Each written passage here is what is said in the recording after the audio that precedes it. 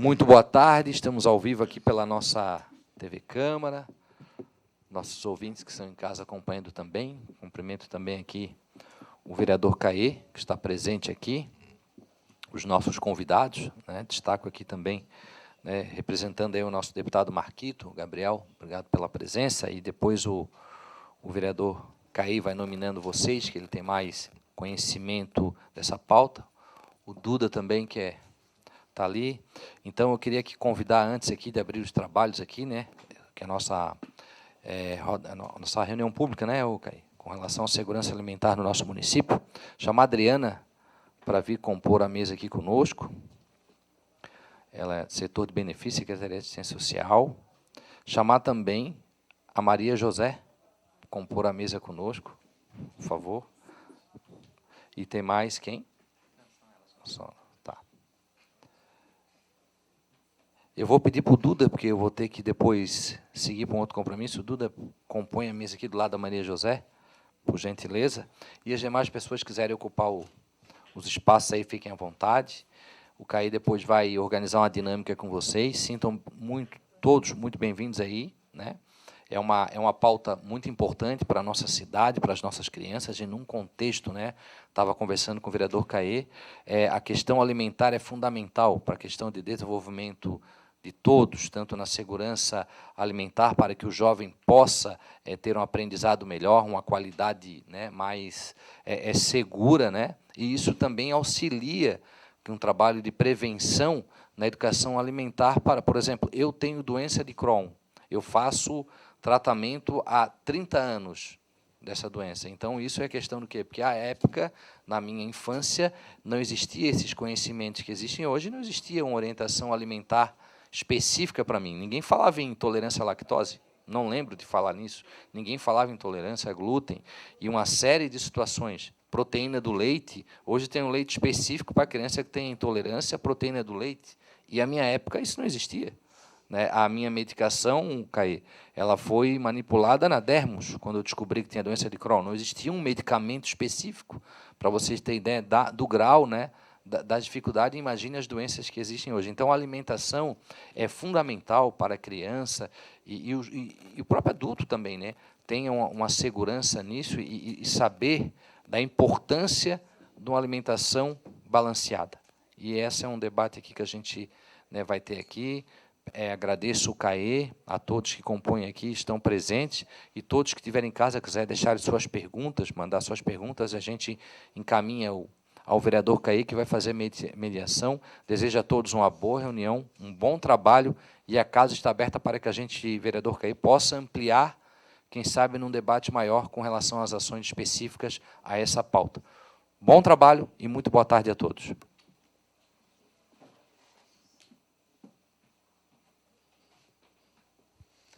Obrigado, presidente, também pelos nossos mandatos acompanharem juntos, né? O Eduardo acompanha o mandato do presidente vereador Matson também nas nossas reuniões do fórum, né, dessa organização. Então, dar as boas-vindas, como havíamos combinado, a nossa reunião hoje seria aqui na Câmara Municipal. Então, agradecer a todas as instituições, servidores e servidoras municipais, todas as parcerias de caminhada que nós estamos travando, né?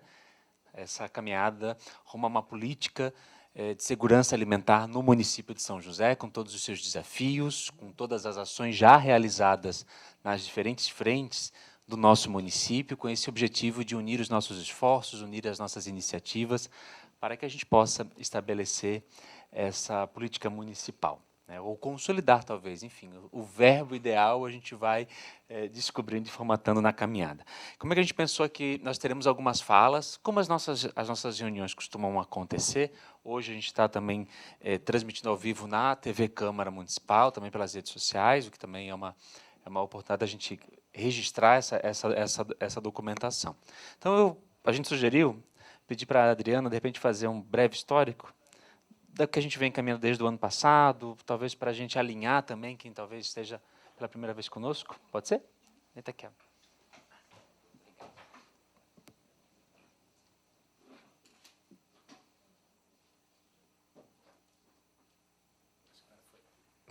Alô? Foi.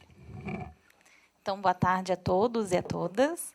Eu sou Adriana, eu sou servidora pública aqui do município, assistente social da Secretaria de Assistência e hoje na coordenação do Departamento de Benefícios da Assistência Social, que é um espaço centralizado onde nós fazemos atendimento de pessoas em situação de vulnerabilidade, com a concessão de benefícios, em especial a cesta básica, que é o benefício mais procurado no nosso departamento, né? Então, ano passado, nós começamos esse movimento porque nós fazíamos uma entrega mensal, em média, de 1.000 cestas básicas, incluindo aí, principalmente, os atendimentos no departamento e os serviços que acompanham e atendem famílias nas suas demais complexidades. E hoje, nós temos aí cada vez mais uma redução em função, lógico, das complexidades também, que é orçamento, e, enfim, né? E nós diminuímos aí para uma concessão mensal de 500 benefícios. O que não seria um problema hoje se a gente atendesse a nossa demanda de assistência social. No entanto, a fome ela tem assolado as famílias que estão nos nossos territórios, nos nossos bairros, CRAS, nos nossos serviços também do terceiro setor, e que, recentemente, inclusive, o Brasil estava no mapa da fome, conseguiu sair recentemente, mas o nosso município ele tem problemáticas muito específicas, né? Nós realizamos uma pesquisa ano passado lá no departamento e nós identificamos como principais demandas de necessidade de uma alimentação, principalmente as vulnerabilidades provocadas pela maternidade solo, pelas faltas de políticas públicas de emancipação da mulher, que possibilite que a mulher construa autonomia ou tenha acesso à rede de apoio pública ou privada para conseguir dar conta das suas demandas. A habitação, os custos de aluguéis, que aqui em São José é altíssimo e que geralmente compromete 90%, 80% da renda das famílias.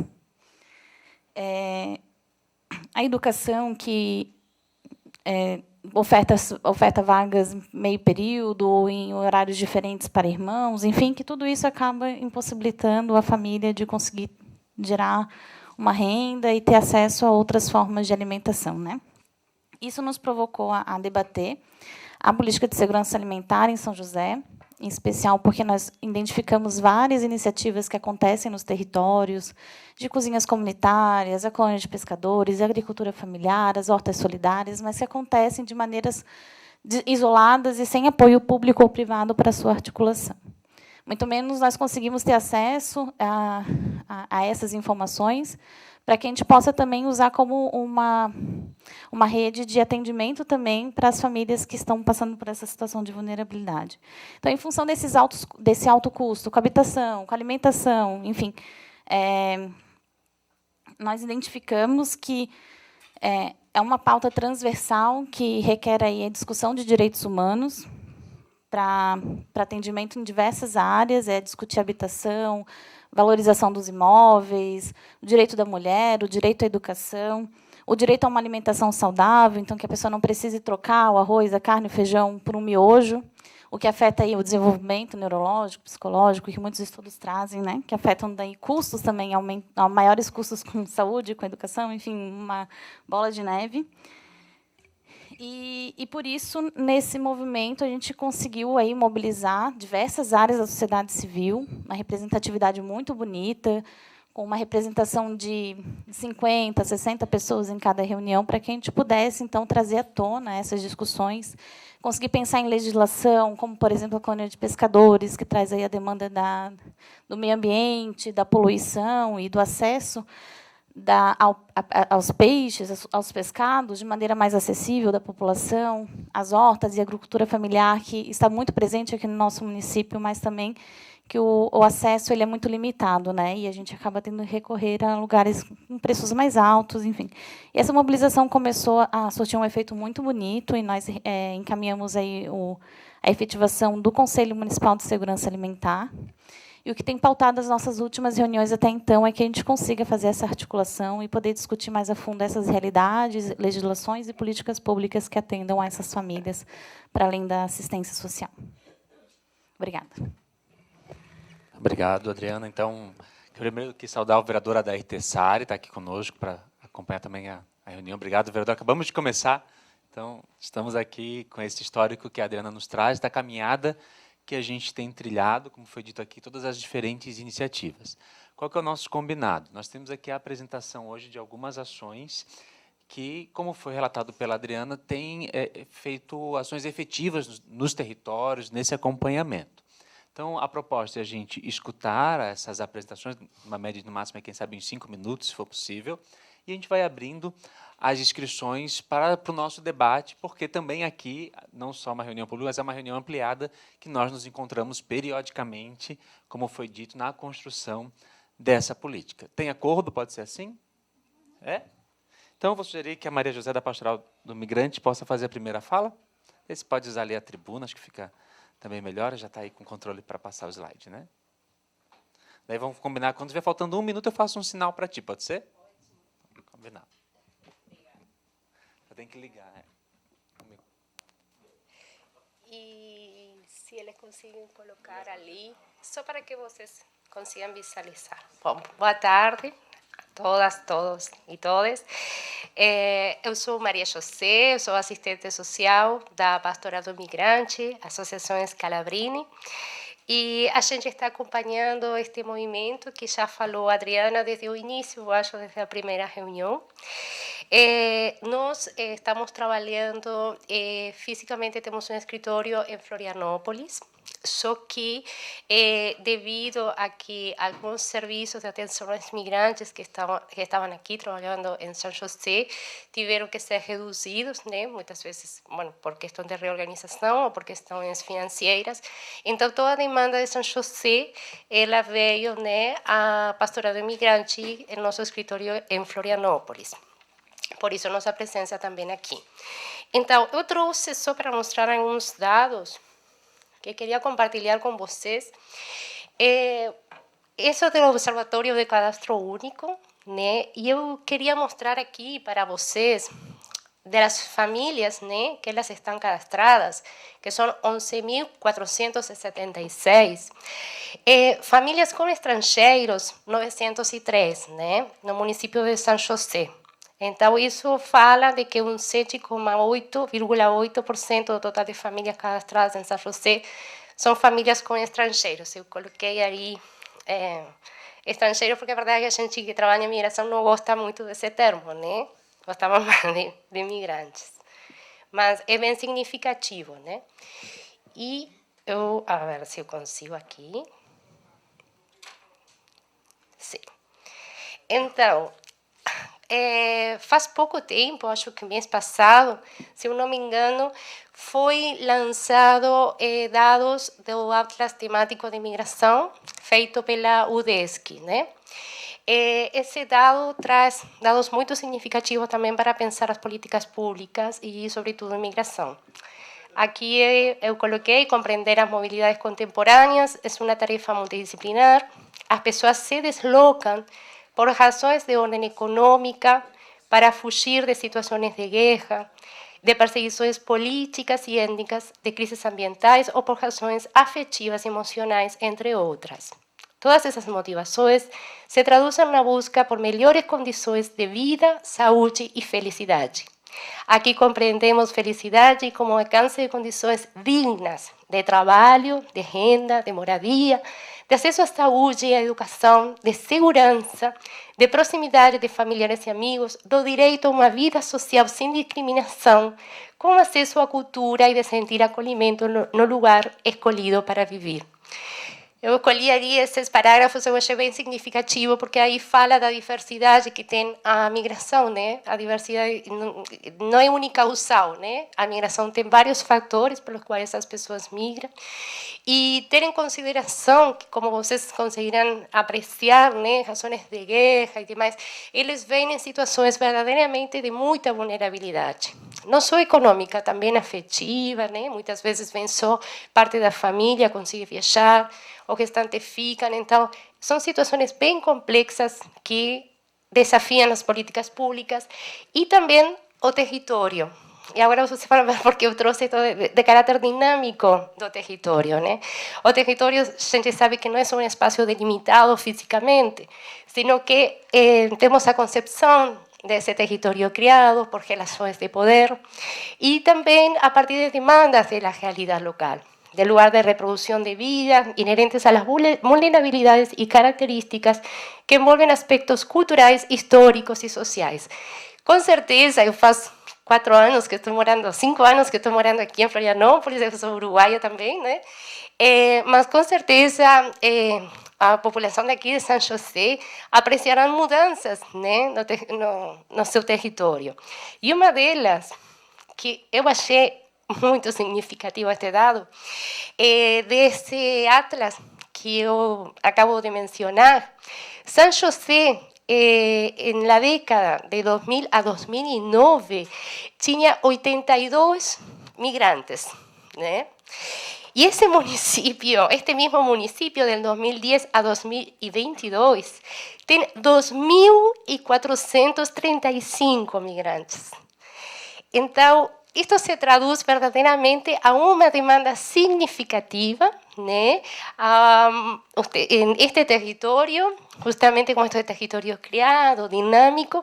Aqui está mostrando uma destas dinâmicas, né, recentes, que com certeza está trazendo novos desafios, mais ainda quando estou falando de população que vem justamente com situações de vulnerabilidade, né, que tem que dar conta para poder garantir os direitos. Aqui eu trouxe também a procedência desse número. Aí eu achei também outra demanda bem significativa, sobretudo os hispanofalantes e pessoal da Haiti, né? Ótimo, já estou acabando. Então, essa também é outra questão, né, que também desafia, sobretudo para o setor de trabalho, educação, né, porque, sem dúvida, a barreira linguística é outro desafio, né, é outra questão que impede, muitas vezes, garantir os direitos. E aqui vocês poderão ver onde que estão empregados. Este dado, se eu não me engano, é de 2020, em que setores estavam empregados estes imigrantes, né?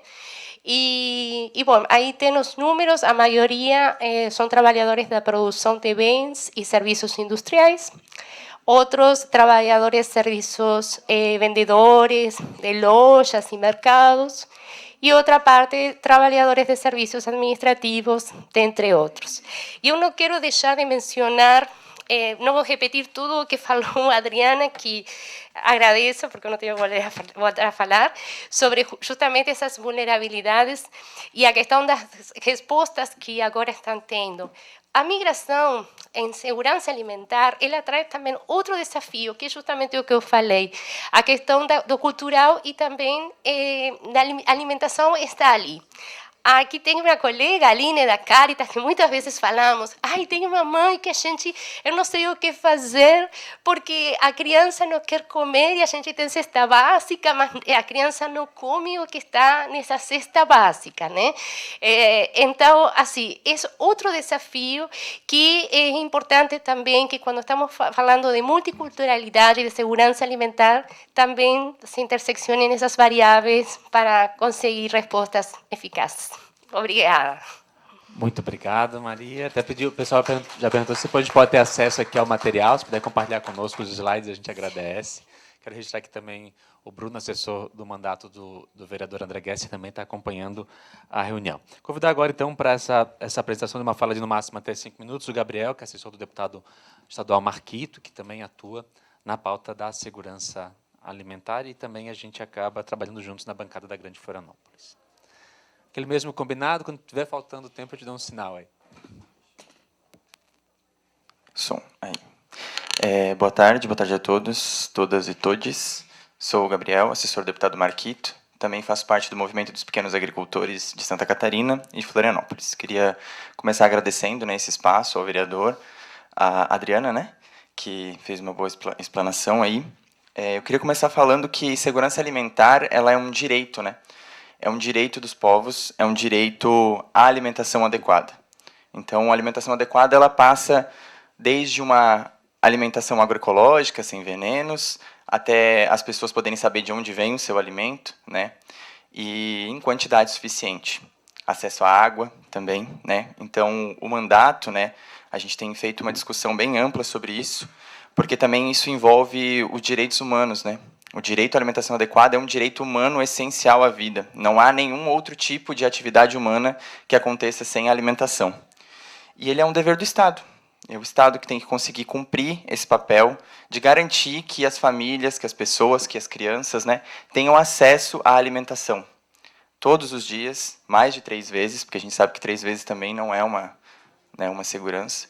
E como a colega que vinha falando anteriormente, a gente precisa entender que tipo de alimento também, porque não é entregar uma cesta básica que isso vai sanar a segurança alimentar, né? Por isso a alimentação adequada.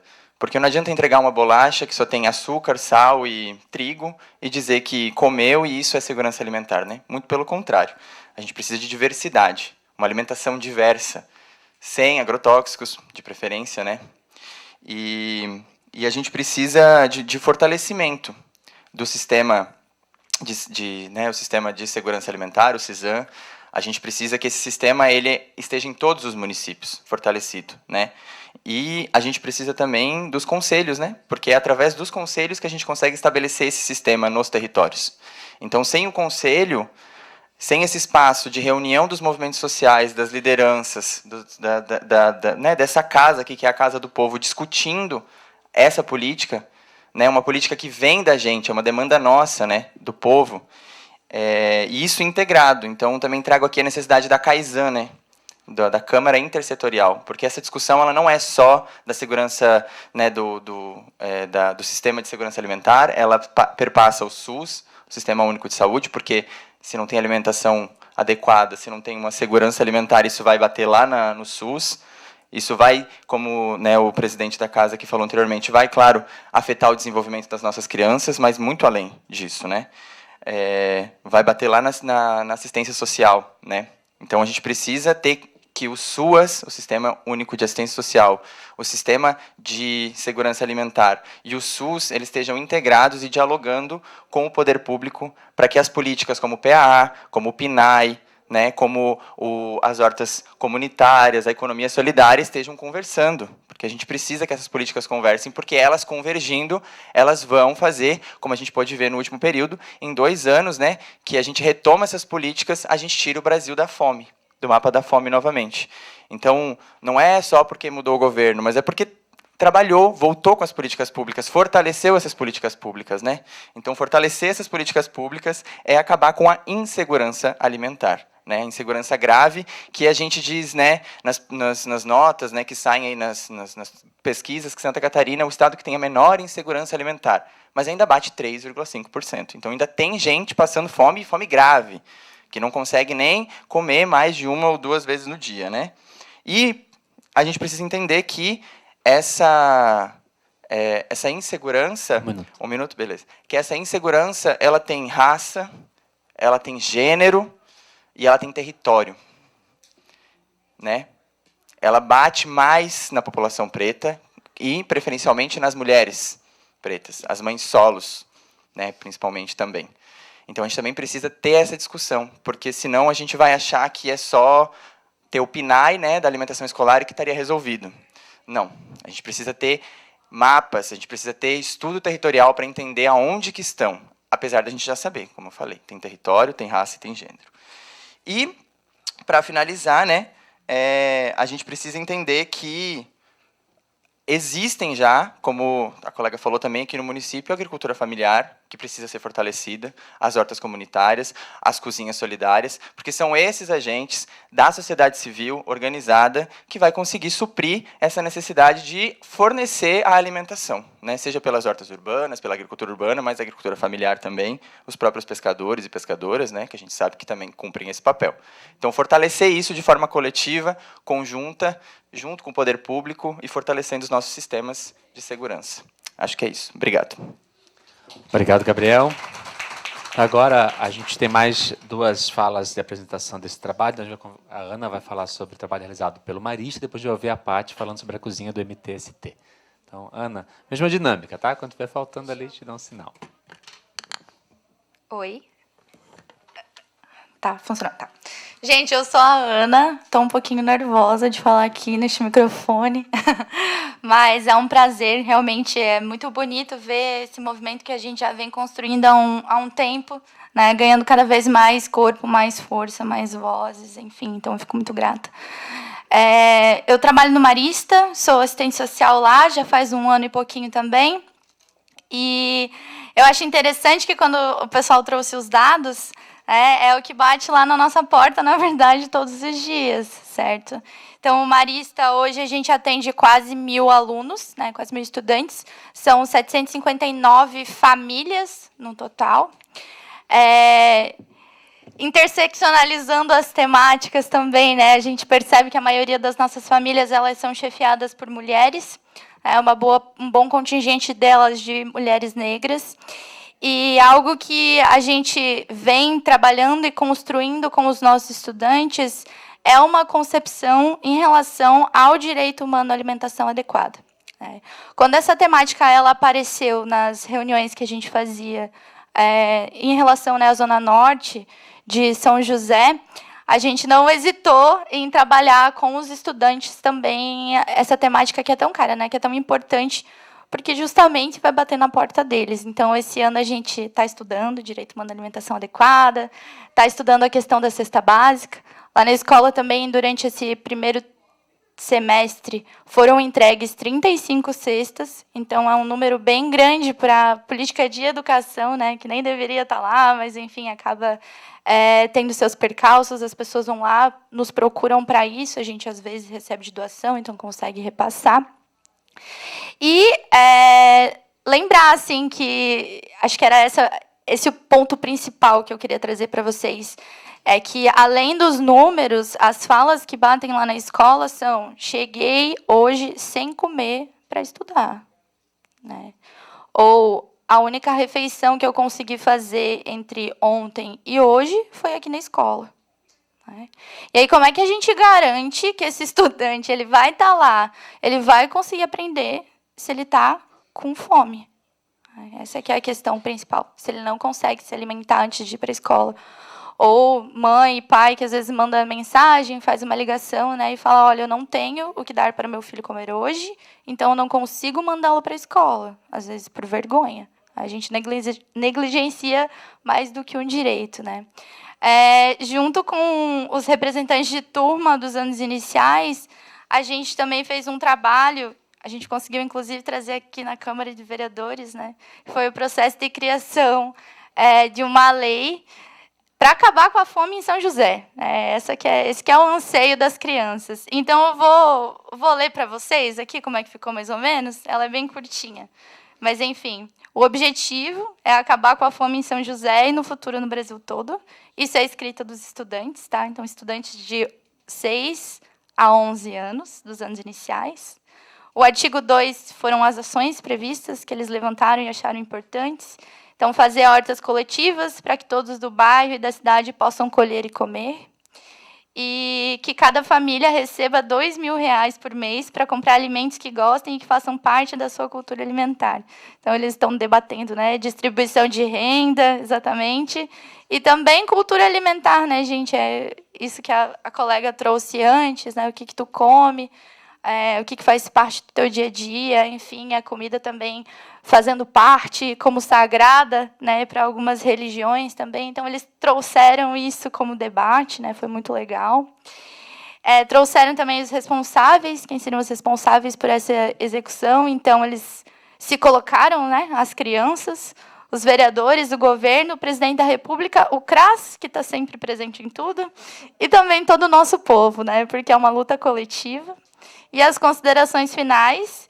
Então, eles esperam que o futuro deles e de todas as crianças seja mágico e bom e que nenhuma criança passe fome. Eu acho que esse é, na verdade, o anseio de todo mundo que está aqui presente. Né? Obrigada. Obrigado, Ana. Queria partilhar que foi uma dinâmica muito bacana, porque eles vieram até a Câmara e a gente simulou aqui algumas atividades, eles fizeram a defesa desse projeto. Então, é muito rico a gente ver essa consciência da criançada do direito ao acesso à alimentação saudável. E um outro debate que é muito caro para nós, que também é a renda básica universal, né? Que eles colocaram um valor já mostrando como é justo que todas as pessoas tenham o acesso a essa distribuição, né? Bom, vou agora convidar a Patrícia, vai falar sobre a experiência da cozinha comunitária do MTST, que também está ali muito próximo ao território. E vamos combinar o seguinte, durante a fala da Paty, quem quiser ir se inscrevendo, vou pedir para a Joyce está lá, ó, se puder ir dando um nome para ela, que daí a gente vai fazendo falas de 2 a 3 minutos no máximo, que é a dinâmica da nossa também reunião tradicional. Pode ser pelas intervenções, tem toda uma galera que tem acompanhado essa caminhada aqui do fórum, que é importante fazer as suas considerações. Tá bom? Daí a Paty vai falando, quem quiser só vai chamando, levantando a mão ali, que a Joyce já anota os nomes. Paty, 5 minutos, eu faço um sinalzinho para ti, pode ser? Pode ser, sim. Caí, eu te mandei umas fotinhos ali, se tu tiver como colocar, se não tiver, não tem problema. Sem problemas. Boa tarde, gente, eu sou Patrícia, eu sou moradora da Ocupação Contestado, né?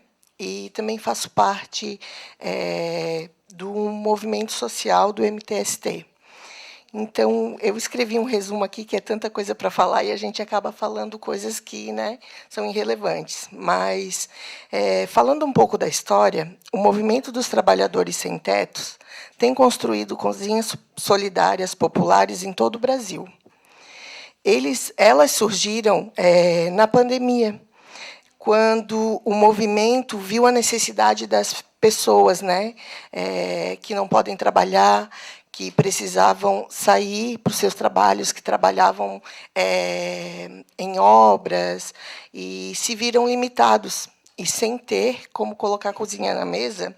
E, então, o movimento viu essa necessidade de alimentar esse povo, que estava em insegurança alimentar, e estava naquela necessidade, né? Ou a gente recebia doações, mas não tínhamos o gás para cozinhar os alimentos, ou a gente se mexia, se organizava num grupo coletivo da sociedade civil, e a gente fazia uma força-tarefa para colocar comida na mesa daquelas pessoas que realmente não teriam o que comer. Então, hoje, são mais de 50 cozinhas solidárias em todo o Brasil, que já produziram mais de 7 milhões de marmitas, né? E a região da grande Florianópolis, vamos dizer, né? Eu acho que não se resume só a São José. Eu acho que a gente mora numa região que ela é muito cara. E nem todo mundo tem condições de pagar um aluguel, de garantir o sustento das suas famílias, que eu acho que entra um pouco no que a Ana falou, né? Que muitas vezes, muitas crianças, a alimentação que elas têm segura é no colégio. Então, pensando nisso, a gente sentou, né, que na comunidade, junto com o grupo que acompanha a gente, e vimos a necessidade, né, de criar uma cozinha solidária aqui em São José. E aonde que a gente conseguiu inaugurar agora, no dia 3 de agosto, a Cozinha Solidária Dignidade, né? Foi uma parceria, assim, do movimento, junto com alguns apoiadores. Foi um sonho, né? Um sonho que a gente conseguiu tirar do papel e conseguiu colocar em prática.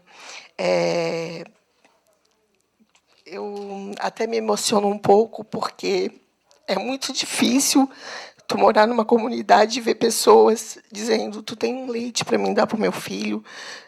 Eu coloquei meu filho dormir mais cedo porque eu não estava aguentando mais ver ele pedindo um prato de comida e eu não tenho o que colocar na mesa. Então, eu acho que essa iniciativa é para suprir um pouco, né, o mínimo dessa necessidade dessas famílias carentes, dessas pessoas em situação de vulnerabilidade extrema, né? Hoje em dia, eu posso dizer que a gente deita a nossa cabeça do travesseiro, pelo menos na minha comunidade, mas a gente tendo a certeza que, aonde tiver alguém precisando, a gente vai estar sempre ali ajudando e tentando amparar. E convidar vocês também a conhecer, né, essa realidade, que ela é tão dura, ela é tão cruel, e que a gente tenta, na medida do possível, tentar minimizar o máximo possível o andar, a caminhada de todos que moram lá, né?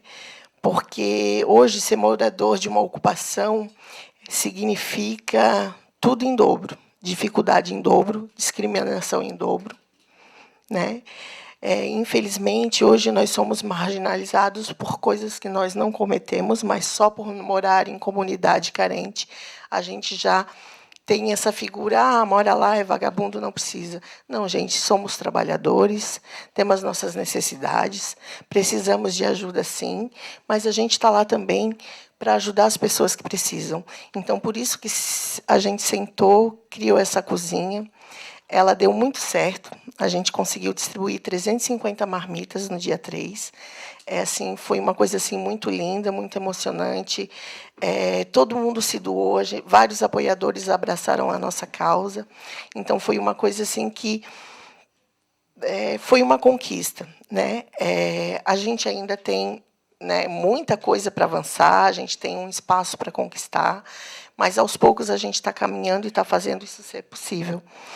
E eu vou dar uma lidinha aqui, que a gente escolheu esse nome, dignidade, né, pensando que o mínimo que as pessoas merecem é dignidade e respeito.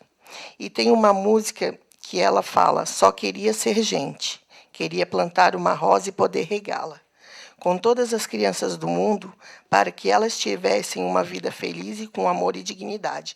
E a gente isso sabe que só seria possível tendo uma segurança alimentar, uma adequada e correta, e tendo um lar para morar, uma cama para poder deitar sua cabeça no travesseiro e dizer, amanhã é outro dia, e eu vou conseguir me levantar e continuar a caminhada. Obrigada, gente.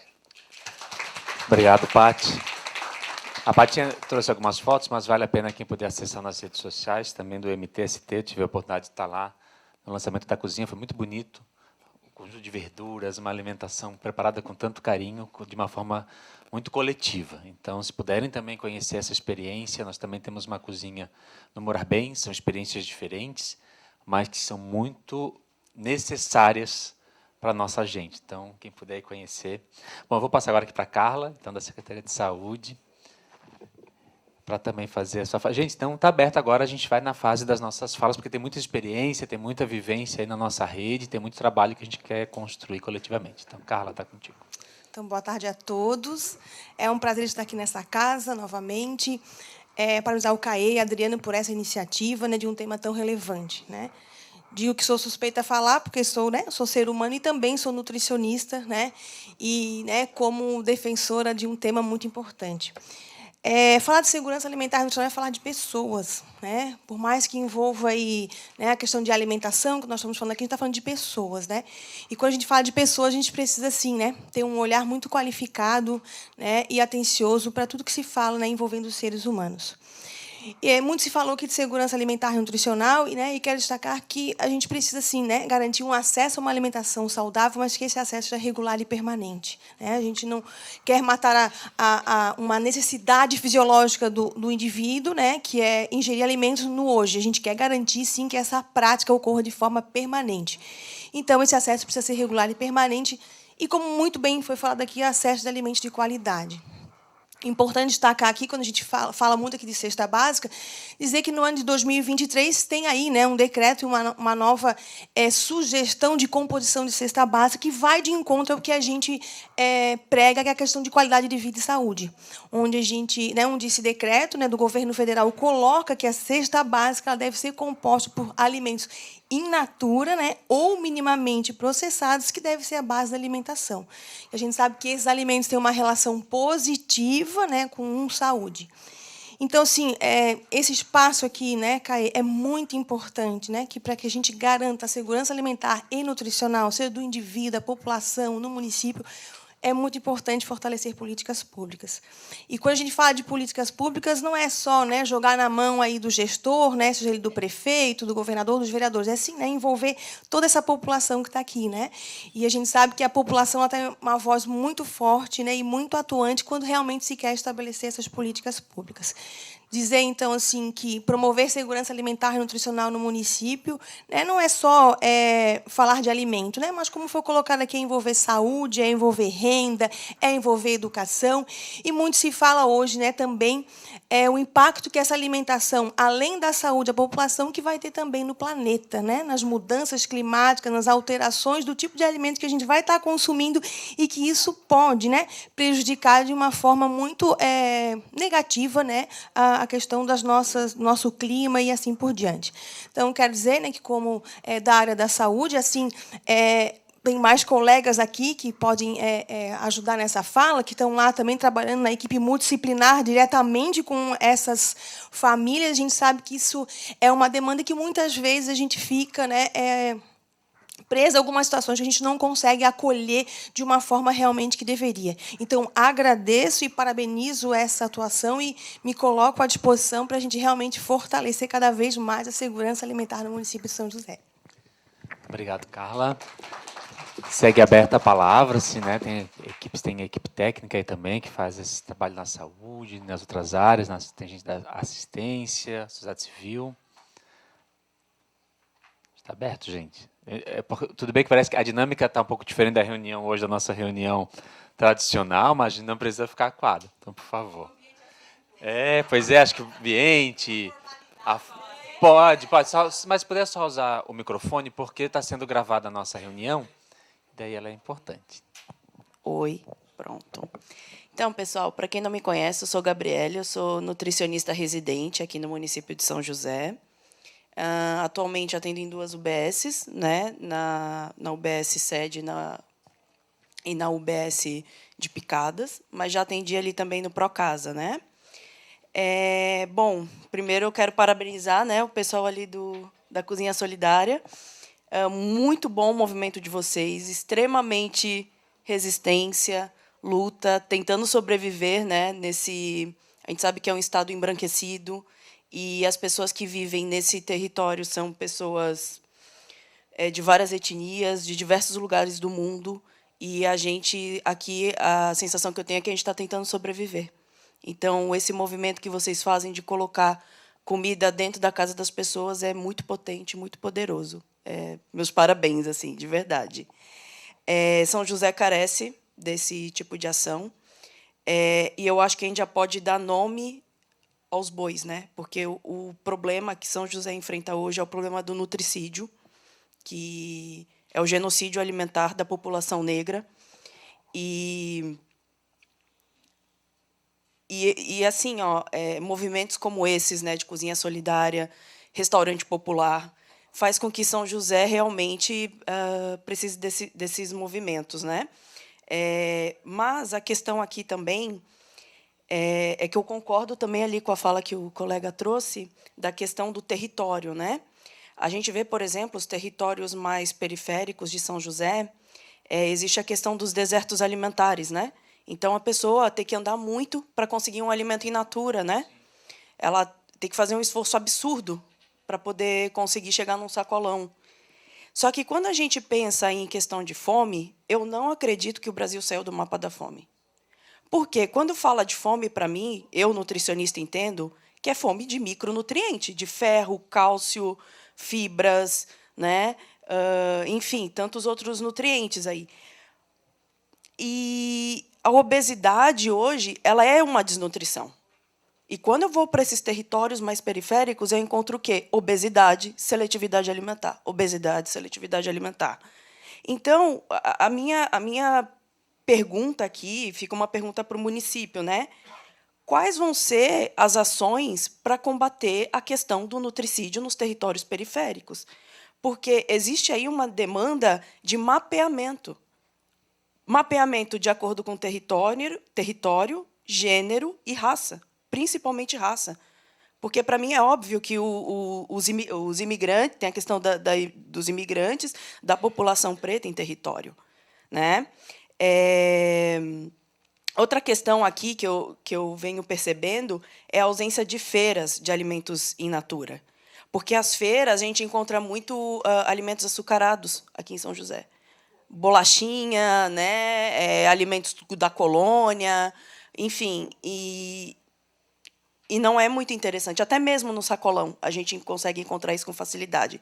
Então, a gente está falando do combate, a questão do combate do nutricídio, né? Então, isso é o dever do município aqui, que eu acredito. Só a população, aquele trabalho ali é fenomenal, mas o esforço deles é gigante. Então, como que São José vai organizar o ambiente diante dessa especulação imobiliária para poder elevar um padrão de vida mais adequado para esses moradores, né, para esses habitantes? E é isso, gente. Eu acho que eu esgotei tudo que eu queria falar. Acho muito bom e muito necessário, Gabriela. Obrigado, porque acho que a fala que a Gabriela traz coloca para nós uma série de objetivos de como a gente tem se organizado, né? Além da retomada do Conselho de Segurança Alimentar, que é uma das nossas grandes pautas, e aqui uma série de apontamentos que vão surgindo nos nossos debates, desse que às vezes a gente tem chamado informalmente de um fórum popular da segurança alimentar, né? Enquanto nós não temos um conselho municipal estabelecido, estamos nos autotitulando quase que, né? Há uma provocação, se houver consenso aqui hoje, a gente já vai se articulando enquanto movimentos, né? Junto com as representações aqui, servidores e servidoras municipais que realizam inúmeros trabalhos, sociedade civil, enfim, movimentos populares. A inscrição continua aberta. Por favor. Vamos lá, né? Esse espaço é meio inibidor de fato, assim, então... A gente vai quebrando o gelo, vai quebrando o gelo. É o jeito, né? Eu sou a Aline, boa tarde a todos, todas. Todes, eu sou assistente social de formação, mas atuo como assessora técnica na Caritas Brasileira, Regional Santa Catarina. E eu estou conselheira no Conselho Estadual de Segurança Alimentar e Nutricional. Hoje de manhã a Drica até provocou para fazer uma fala, mas eu particularmente não gosto, então, ainda assim, né, nessa provocação, agora, talvez de uma forma um pouco mais informal, não no púlpito diretamente, né, então vai nesse movimento, assim. A Gabriele falou dos desertos alimentares, e aí eu tenho outros pontos assim também que eu fui anotando para falar, mas na medida que se tem desertos alimentares, se tem os pântanos alimentares, né, que tem chamado. Então, se no deserto falta comida saudável, alimento, falta, né, a oferta de alimento saudável nos pântanos alimentares, se tem um excesso de oferta de ultraprocessados, né, de comida ruim. Então, comida não saudável, enfim, acho que são dois binômios assim que a gente pode adotar e deve adotar na designação desse padrão alimentar, da mudança, né, na nossa dinâmica alimentar, da nossa cultura alimentar. Mas aqui eu queria falar muito, a gente sempre tem, nos espaços assim de movimentos sociais, enfim, que a gente tem circulado, insistindo muito na fala de que a pobreza deve voltar a nos causar indignação, de nos indignar para nos mobilizar, para nos movimentar, né? Porque essa indignação gere organização, né? Que ela possa nos tirar desse lugar de olhar para a fome, de olhar para a miséria e achar que está tudo bem e não tem muita coisa para se fazer em relação a isso, né? E aí uma oferta de cesta básica aqui, outra cesta básica ali vai resolver o problema da fome. Não vai. Cesta básica não vai resolver o problema da fome. Ainda que a gente fale e faça essa distinção, né, da cesta básica que é ofertada lá nos CRAS, enfim, pela assistência social, é muito diferente da cesta básica prevista na legislação que vem lá da década de 1930 e que foi atualizada, né, em 2023, que prevê grupos alimentares, né, que a gente precisa acessar. E aí as nutricionistas podem também contribuir muito, né, muito mais nesse sentido do que eu, né? Relé, assistente social, enfim, que não manjo muito disso, assim. Mas que é nesse movimento, assim, né? Entendendo a fome no seu problema e no seu encontro conjuntural como uma irmã, e irmã mesmo, irmã siamesa da pobreza, ambas filhas da desigualdade social. Né, e aí dar nome aos bois nesse movimento é também identificar quem constrói as forças que constroem insegurança alimentar, que constrói a fome desde os nossos territórios, ou que se reflete nos nossos territórios, mas que é estrutural, e que, por isso, demanda ações políticas estruturais, né, e estruturantes também. O Conselho ele vem muito nesse lugar de mobilização social, de diálogo direto com os territórios, por isso a importância do Conselho Municipal existir, né, porque dialoga diretamente com os territórios, com as demandas, com a realidade. É um lugar fecundo, né? É um lugar específico para participação e controle social, para mobilização social, e é fundamentalmente um espaço de fortalecimento da democracia, ainda mais nos tempos que a gente vive obscuros de ataque direto e de ataque simbólico às estruturas democráticas do nosso país, do nosso Estado, nos nossos municípios. Então, fortalecer um Conselho, criar o Conselho... Eu estou com Conselho na boca agora, né? Mas fortalecer esse espaço do Conselho Municipal de Segurança Alimentar também é, direta e indiretamente, o fortalecimento da nossa democracia. Das tantas coisas que eu fui anotando aqui, assim, que poderia falar, eu acho que isso soa como mais, aqui, assim, do que não, né, seja repetitivo, mas de outras coisas que não foram ditas, assim, e que a gente, né, enquanto Conselho Estadual, a gente está junto, assim, né, tentando dialogar diretamente e também acompanhar os municípios nas nossas limitações, seja de tempo, de agenda, mas também de limitações humanas, assim, mas que a gente está junto no que precisar, naquilo que for de demanda, enfim, para ajudar a pensar e confabular essas possibilidades, a gente está junto. Então, muito obrigada. Em nome do Conselho, em nome da Caritas, e é isso, estamos juntos. Obrigado, Aline. Para nós também é muito importante, né, você enquanto também representante, membro lá do Conselho Estadual, para essa nossa jornada de uma atualização da nossa lei municipal e ativação do nosso Conselho Municipal, né? Inclusive, essa é outra questão, porque a gente sabe que foi solicitado para a Secretaria do Conselho Estadual, para a CAISAN Estadual, a revisão da lei do Conselho Municipal.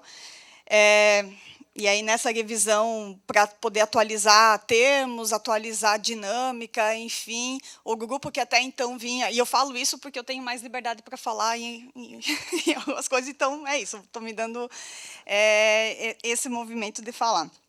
E que no grupo que a gente estava se reunindo, a gente não teve acesso a esse documento que foi revisado, né, de onde a lei pode ser e deve ser alterada para ficar em consonância com toda essa estrutura do CISAM, daquilo que vem de orientação e tudo mais, né?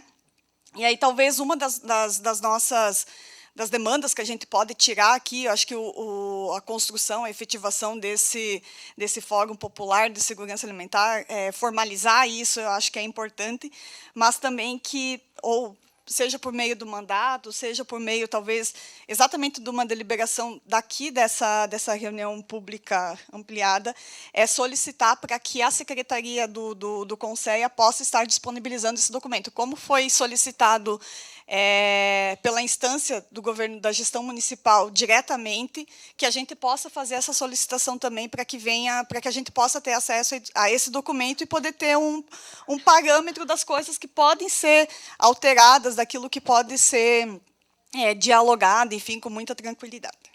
Obrigado. Vou passar para o vereador Adair Tessaro, pergunto se mais alguém deseja utilizar antes também, fica à vontade para se manifestar. Gente, como a gente combinou, a gente quebra assim a timidez. Então, por favor, daí a gente passa antes do vereador poder fazer a fala. Oi, boa tarde. Não está funcionando, tá? Eu sou a Tabata, sou nutricionista do município, da equipe multidisciplinar, como a Carla falou. E eu queria saber assim mesmo, né, em que pé que a gente está. Então, a gente está esperando uma resposta do Conselho para a gente conseguir fazer o Conselho aqui? Não. A gente está esperando da Secretaria de Governo. Está na Secretaria de Governo, ali na Casa Civil, com o prefeito municipal, né, com a sua equipe. Já travamos alguns diálogos, tanto esse coletivo, um mandato, já foi feito algumas falas, e estamos aguardando essa vinda. Né? Tem uma lei que precisa... Isso.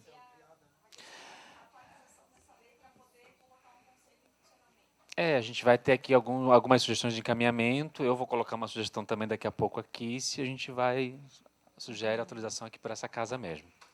Eu queria aproveitar e pedir para os vereadores aqui presentes, para os representantes dos vereadores, o apoio para que a gente consiga, de fato, fazer essa atualização e efetivar o Conselho de Segurança, que é uma pauta que está latente e os movimentos estão aí mostrando a importância que isso está na realidade das nossas famílias, das nossas realidades, enfim, e também pedir apoio, porque também é uma luta da assistência que a cesta básica seja transformada no cartão social, para que as pessoas tenham acesso a um valor para conseguir comprar alimentação mais regionalizada, mais adequada para as suas fragilidades nutricionais, não sei o termo correto, né, mas para as suas intolerâncias e outras questões, além de outros fatores aí que a gente já fundamentou e que nós gostaríamos muito do apoio também de vocês para a gente conseguir estar implementando, ou potencializando, ou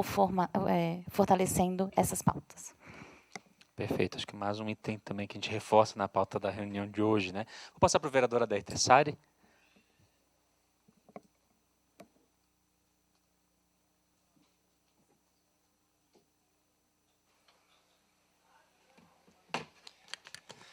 Boa tarde a todos e a todas. Vereador Carré, que preside essa reunião, meus parabéns por trazer um tema tão importante para essa casa.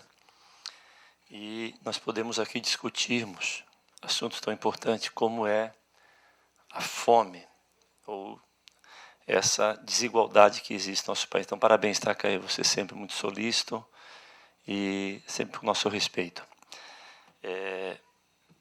Eu, como cristão, eu tenho um exemplo de um homem que nos ensinou há mais de 2000 anos atrás que ninguém deveria passar fome, que foi Jesus.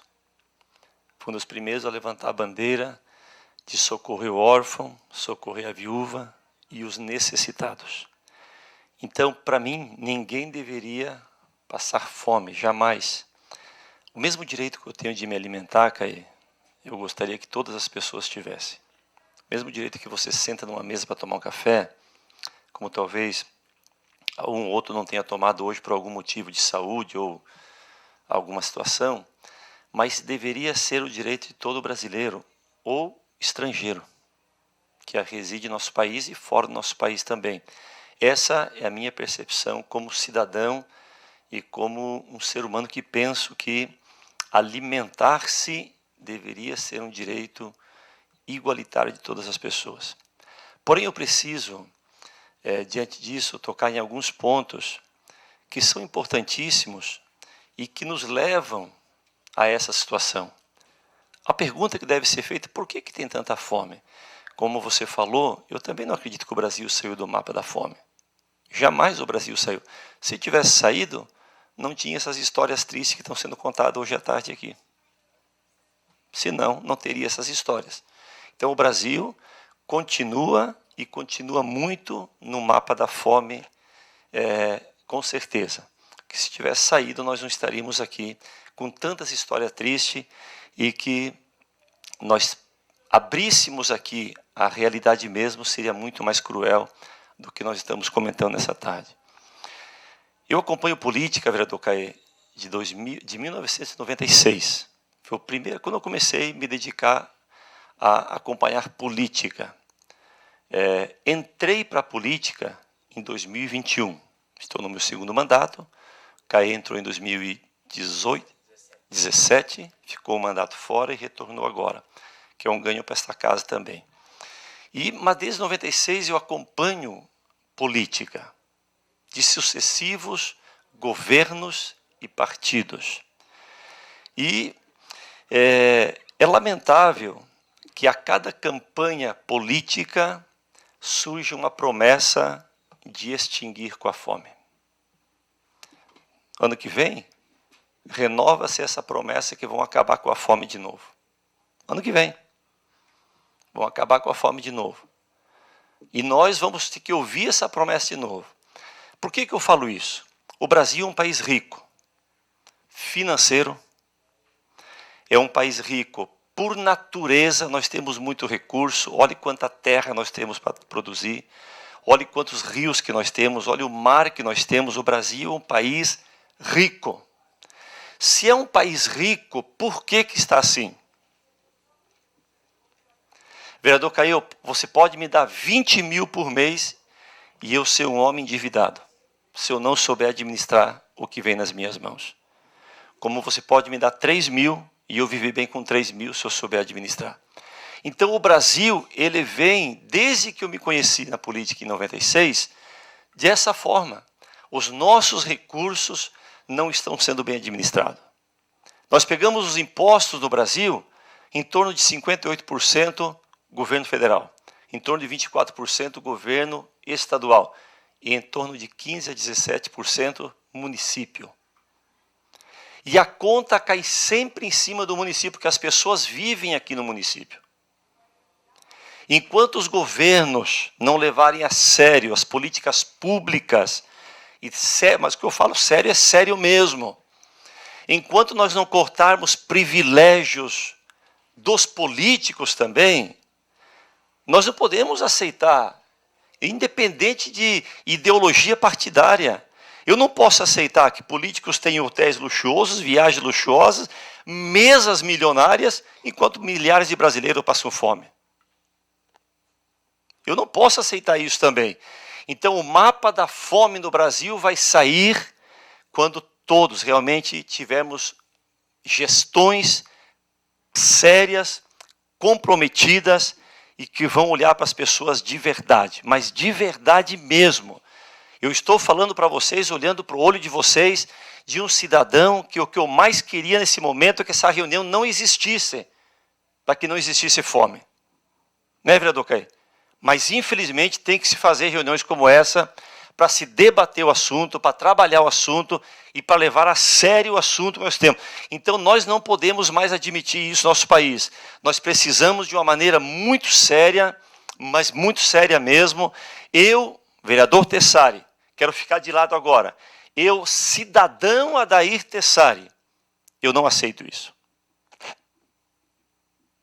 Eu tenho uma filha que nunca ficou sem uma refeição. Mas isso não pode ser um privilégio. Deveria ser uma regra para todo mundo. Milhares de pessoas no nosso Brasil, milhares de crianças estão morrendo por desnutrição no Brasil. Isso é fome. Isso é fome, gente. Então, o tema, vereador Caí, parabéns, é muito importante, tá?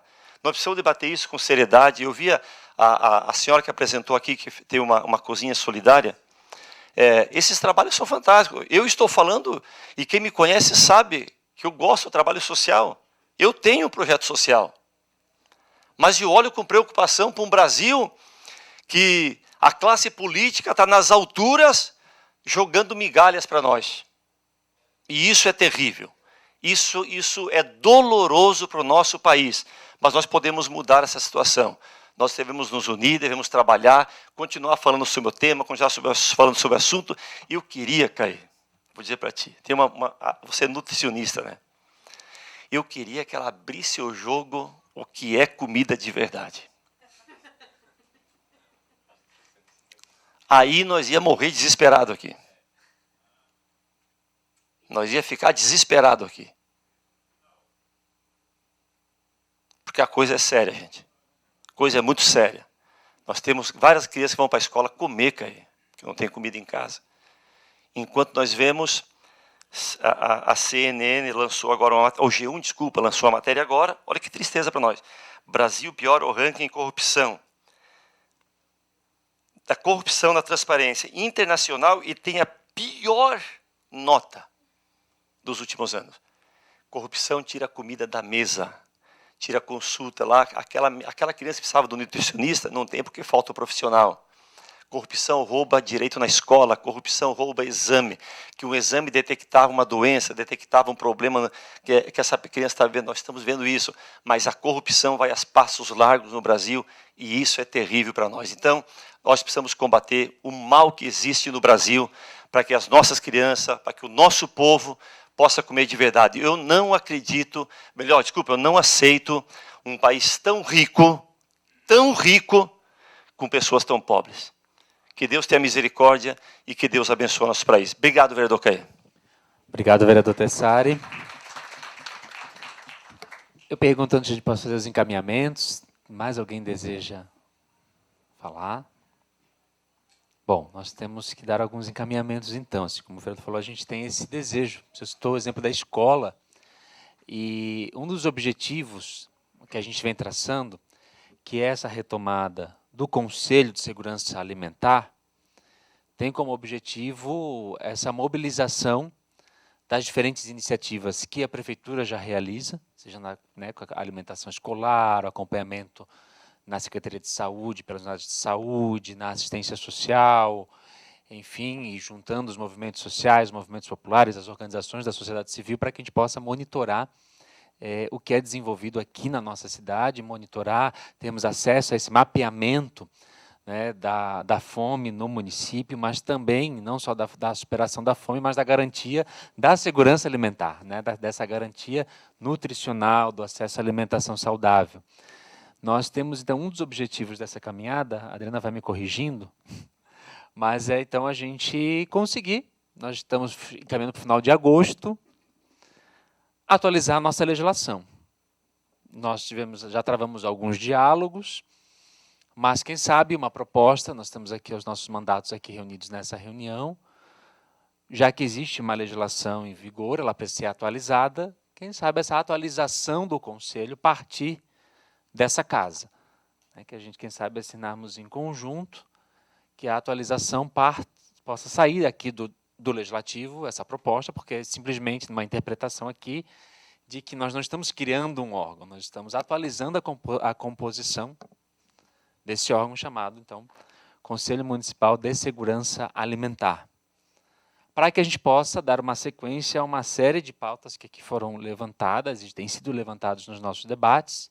Nós temos essa luta permanente, essa luta que já de algum tempo, para que a gente substitua a entrega da cesta básica pelo cartão da alimentação, considerando a possibilidade das pessoas beneficiadas terem acesso ao seu cardápio, à sua dieta necessária, né, inclusive também compreendendo que vão comprar os seus alimentos no próprio município. Então, nós temos aqui ganhos na questão da segurança, do que aquela família deve acessar, com as suas particularidades também de saúde, e movimentando também a economia local, né, na luta, como foi falado aqui, da gente, como que a gente supera, como que a gente derruba esses desertos alimentares, então, como que a gente fortalece as hortas comunitárias, que nós costumamos ter uma representação aqui também nesse nosso fórum, ou nesse nosso grupo de trabalho. Então, o apoio, a ampliação do programa das hortas comunitárias no município, o apoio que a gente precisa, nós temos uma oportunidade nesse fórum de fortalecer as cozinhas populares, com as parcerias que também têm assento aqui nesse nosso fórum, né, tem o SESI, né, que costuma também participar algumas vezes conosco aqui, né, o Banco de Alimentos, então também, quem sabe, a gente conseguir estreitar essa troca das iniciativas. Aqui nós já ouvimos a cozinha liderada pelo MTST, mas nós temos a cozinha do Morar Bem, que perdeu algumas parcerias e que atende tantas famílias por lá também. Por que não podemos sonhar com os restaurantes populares, com essa política pública, que foi aqui colocado? Enfim, essa questão do mapeamento. Então, foram algumas pautas que aqui apareceram. Pergunto se ficou alguma coisa de fora. Eduardo? Porque para que a gente pode sistematizar, né, o que a gente, dos nossos encaminhamentos?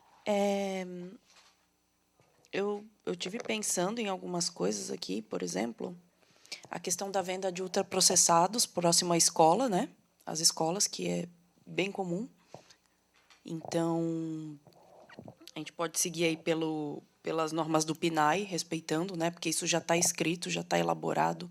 Então, seguir a partir das normas do PNAE já vai ser muito resolutivo, assim, né?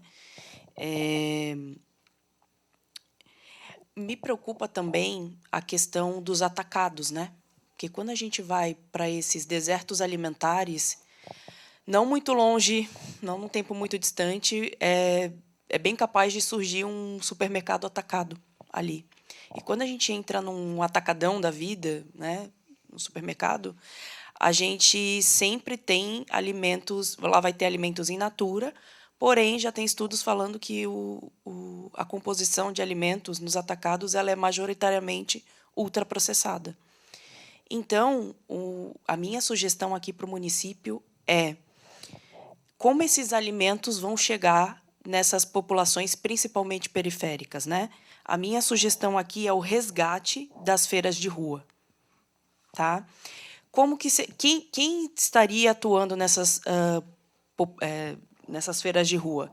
Produção local, de feiras, quer dizer, de produtores locais, né? Daqui de São José, de Floripa, Santo Amaro, região, Biguaçu, tem vários produtores que podem fazer feira, e aí cabe ao município proporcionar um ambiente, um chamamento para eles virem atuar aqui.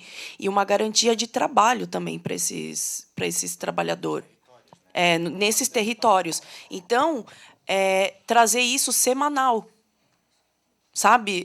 Me lembra muito, porque antes do período do sacolão, que foi instaurado lá nos anos 90, esse modelo de sacolão que a gente tem aqui hoje, antes era um modelo de feira de rua. Então, esse modelo de feira de rua, que era segunda num território, terça no outro, quarta no outro, quinta no outro, o trabalhador já sabe. E conforme o mapeamento desses territórios, por exemplo, que a gente sabe que ele é separado por cor e raça, né? Teria que ver uma alternativa de horário.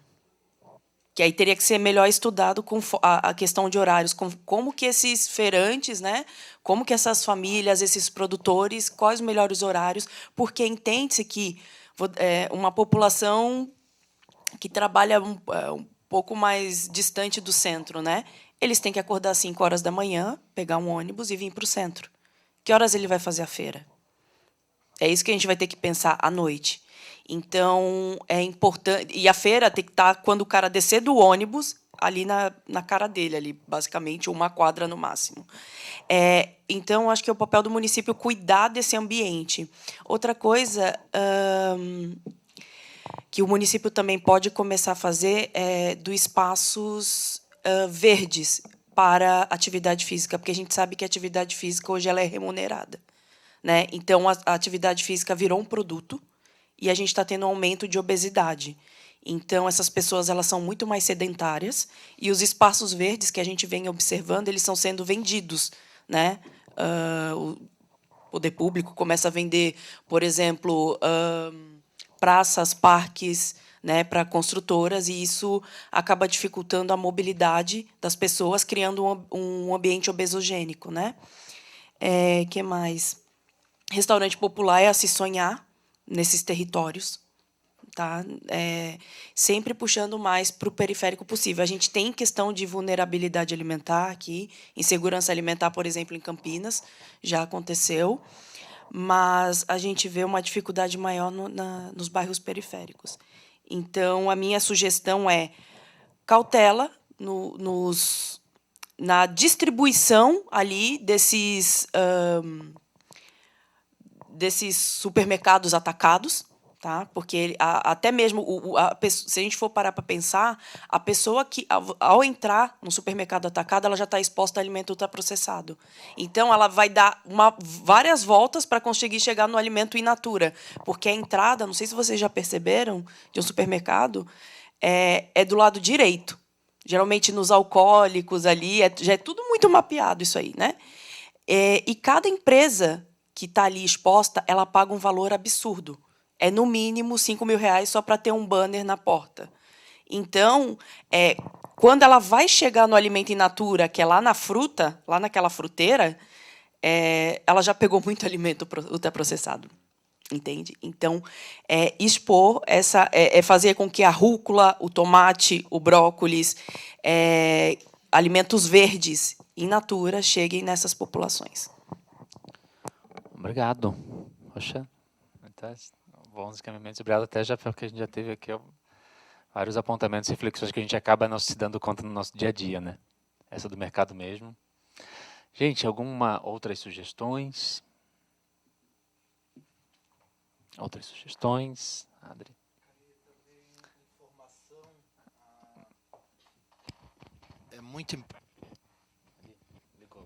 É muito importante pensar também na informação que se leva a essa população, né? De instigá-los para que eles sejam informados da boa alimentação. Porque o que os olhos veem é o que acresce ali, o que cresce para comprar, né?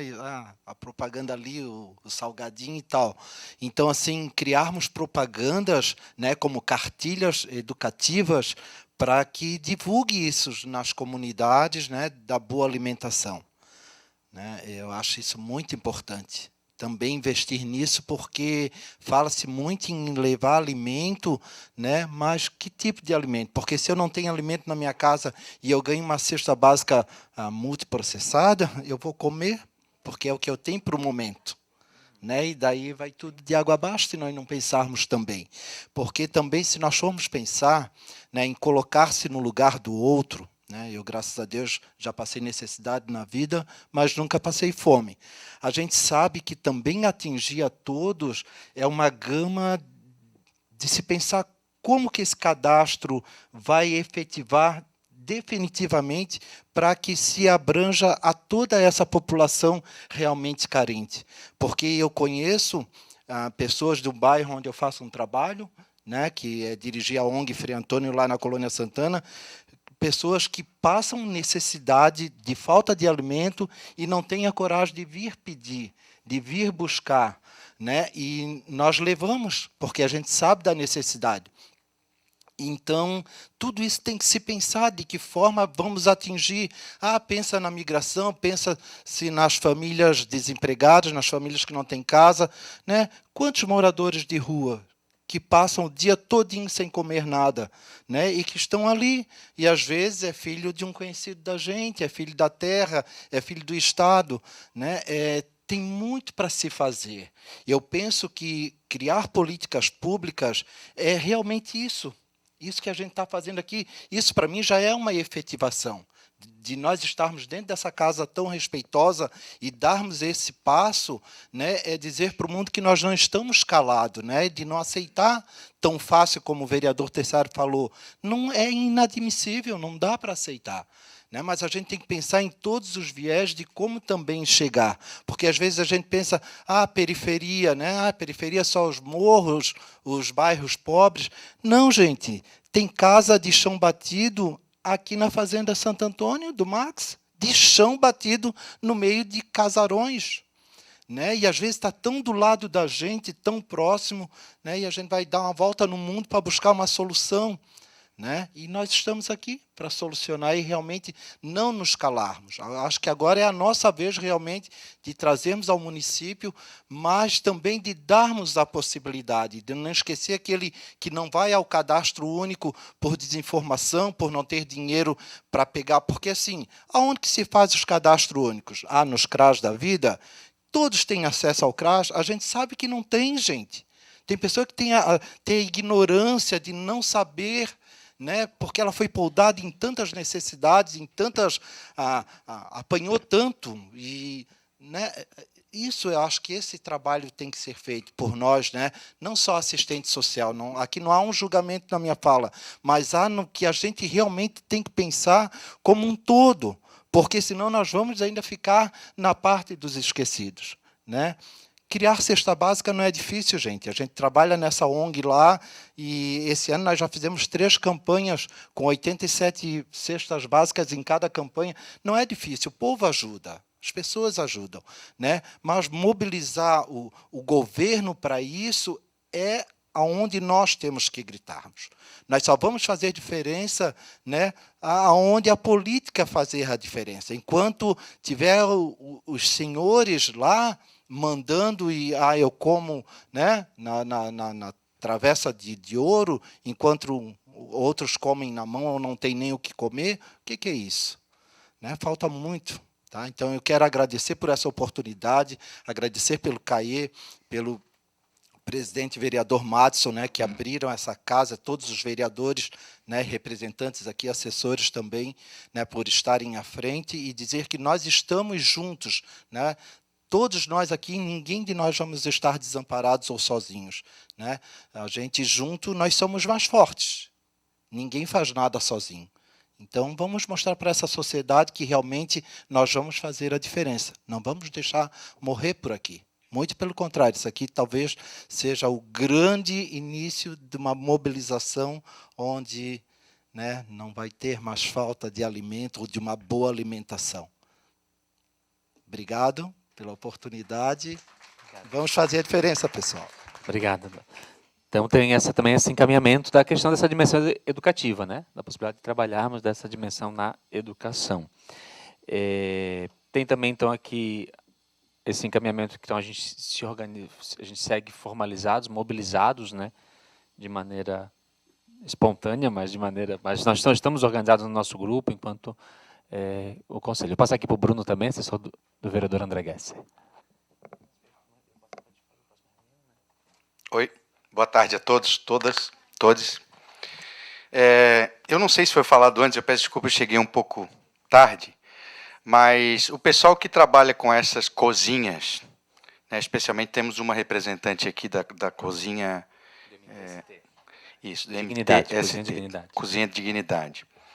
Em algum momento, o pessoal da Associação Empresarial, tipo a Enflo, foi consultado sobre a possibilidade deles colaborarem com isso, porque qual foi a ideia que me veio à cabeça? Nós temos muitos restaurantes na cidade. E eu não tenho a menor dúvida que tem muitos desses restaurantes cujas suas comidas vão para o lixo. E, definitivamente, numa situação em que nós temos pessoas passando fome, a gente saber que tem comida boa indo para o lixo é algo inadmissível. E talvez, a título de sugestão, fica para que a gente, de alguma forma, possa incluir a Enflo, a Associação, né, Empresarial, onde tem muitos empresários do ramo alimentício como associados, para que eles possam se engajar nisso. Porque algo que é possível atender e alimentar uma pessoa e ir para o lixo, a gente pode trabalhar para que não vá. Se eu não me engano, foi falado, acho que você mesmo falou, Caê, sobre o SESI. Eu sei que é o SESI, eu não sei se bem que é o SESI, tem o Mesa Brasil. Tem o que Mesa caminha Brasil e o mais Banco ou de menos, Alimentos. isso caminha mais ou menos nessa linha. Então, se eles têm lá, quem sabe a gente copia, porque é possível copiar, né, e trazer para os associados da Enflo, porque, desculpa a minha fala se ela é agressiva, mas muitas vezes a gente vê a associação e outras entidades dizerem e falarem que nós estamos aqui para colaborar, nós estamos aqui para somar, mas, desculpa, efetivamente a gente não vê muita coisa nesse somar. Então, eu acho que cabe essa situação, é uma ideia que me veio para que a gente possa tentar rumar, caminhar nessa direção, para que essas pessoas, esses associados da Enflo, também possam colaborar. Eu tenho certeza que, numa situação dessa, aquele pequenininho, o restaurante pequenininho lá do bairro, vai ajudar, muito mais do que grandes restaurantes. Tá, eu trago aqui um abraço do vereador Caê, parabéns pela reunião, do vereador André, para o vereador Caê. E, infelizmente, ele não pôde estar presente, mas eu estou aqui, anotei tudo, e vamos fazer a diferença. Vamos procurar fazer a diferença, porque é muito difícil ouvir uma fala como a que você fez aqui. E como a representante do colégio, acho que ela se ausentou, uma criança definitivamente não vai aprender com fome. A gente não faz nada com fome. Obrigado, viu? Valeu, Bruno. Obrigado. Anotado também, nós temos aqui várias sugestões. Então, agora a gente precisa encaminhar a nossa próxima atividade, nosso próximo encontro, né? Então, vou passar aqui para a Adriana, que também tem nos liderado nessa mobilização. Só lembrando que outras reuniões já tivemos alguns encaminhamentos, e um dos encaminhamentos da última foi a proposta de a gente fazer o fórum. Um fórum estrutural acaba gerando uma burocracia muito grande, pelo que a gente avaliou, mas hoje eu acho que vem a proposta de um fórum popular, e que, a partir desse fórum, a gente continua reivindicando o conselho, mas a gente não para nessas reivindicações, né? A gente pode dar andamento a esses encaminhamentos, essas pautas que nós levantamos nessas reuniões, seja sugerindo ou mobilizando aí um debate maior sobre cada um desses temas propostos. Então, a minha primeira pergunta é se a gente adere ao Fórum Popular, para a gente poder se organizar como. E a próxima reunião, a gente tinha combinado a cada 2 meses, a última quinta-feira do mês. Esse mês em especial acabou saindo um pouco dessa programação, porque nós gostaríamos de fazer essa reunião na Câmara. Então, a próxima reunião é dia 30 de outubro, na última quinta-feira do mês de outubro. E o local, alguém aqui presente disponibiliza o seu local para a gente poder se reunir? Caso contrário, a gente articula depois e comunica no grupo. 30 de outubro, tá. É a cada 2 meses que a gente está se reunindo. A gente articula um local e comunica no grupo, nos e-mails, como a gente tem feito nas últimas vezes. Então, a gente faz uma votação sobre o Fórum Popular. Pode falar, Pati. Sim. No final, eu pego o teu contato e coloco no grupo. Isso, essa proposta então, do Fórum Popular, né, Adriane? A gente declara, se tira ali uma pequena coordenação e encaminhamento. Então, a gente faz assim... Não, pode só pelo menos aprovar se a gente se organiza enquanto Fórum Popular. Então, a gente caminha como... Antes de ter a votação eletrônica, na Câmara, costumava ser aqueles que concordam permaneçam como estão. Então, assim, a gente coloca em votação a nossa organização enquanto Fórum Popular. Aprovado por unanimidade. Há consenso, gente? Há acordo? Alguém se opõe? Se opõe? Não? Então, tá. Então, na próxima reunião, a gente já pode até pensar numa coordenação do fórum. Eu acho que vai ser bem importante. Aí vocês podem já refletindo sobre essa possibilidade para a gente se encontrar no dia 30. Então é isso, minha gente. Quero agradecer a presença de cada um, de cada uma. Novamente aqui agradecer a presença do vereador da Sari. Só uma dúvida. Então, a atualização da lei fica como principal encaminhamento, né? Isso. E daí, vocês vão liderar isso?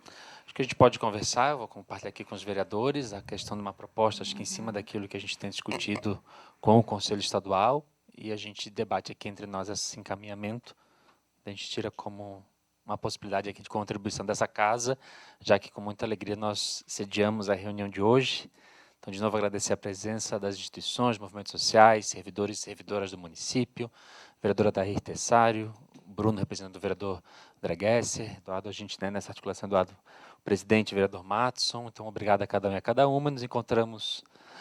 desculpa, Gabriel. Oh, meu Deus do céu. Representa aqui o nosso deputado Marquito. Obrigado também. Eu levo um abraço ao deputado. Agradecer a todo mundo. Nos encontramos dia 30, mas vamos nos articulando aí nos nossos diálogos diários. Obrigado, uma boa tarde.